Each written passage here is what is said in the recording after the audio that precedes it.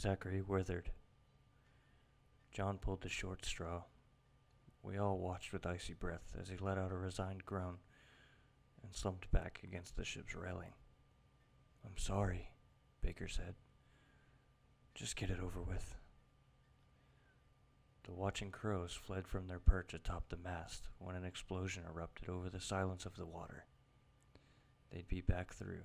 After all, they were hungry too. My nostrils were singed with the stench of gunpowder and blood. Neither I nor Baker spoke a word. He just kept holding his flintlock in a shaking hand, the barrel still steaming black smoke. I signed my chest with a crucifix and muttered my prayers. Bitter waves beat against the side of the ship, rocking us back and forth, steering us towards some uncontrollable destination.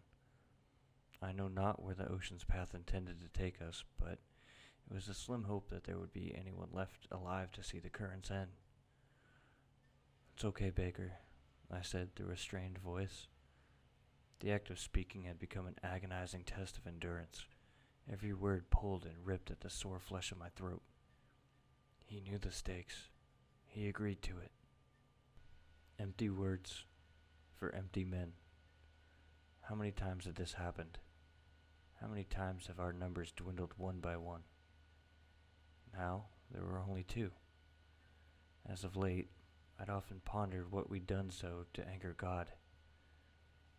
What could any man do to deserve such a slow, cold fate? I asked it every time I pulled the corpses below deck, where the maggots reveled and the rats festered.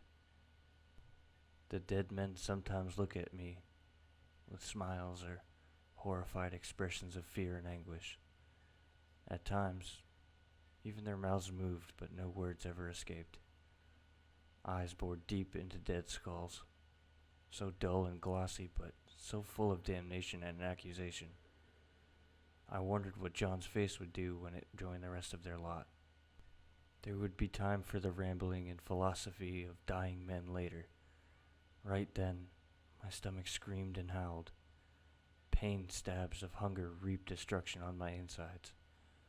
Baker and I moved in with one mind and began the unholy atrocity of defiling the dead.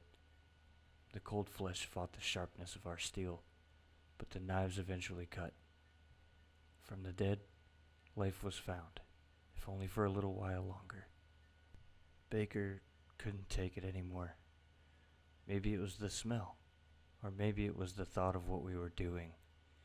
He vomited up what little bit lingered in his stomach.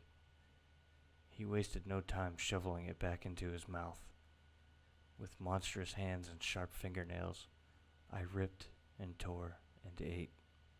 With each piece of flesh and smear of red something inside me died. My soul had long since shattered into a million shards, but even now an overpowering ache resonated from the pit where my heart had once been.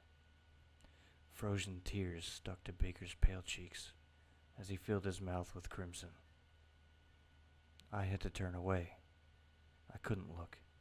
I also couldn't stop myself. I just couldn't. God forgive me. I'm just so hungry.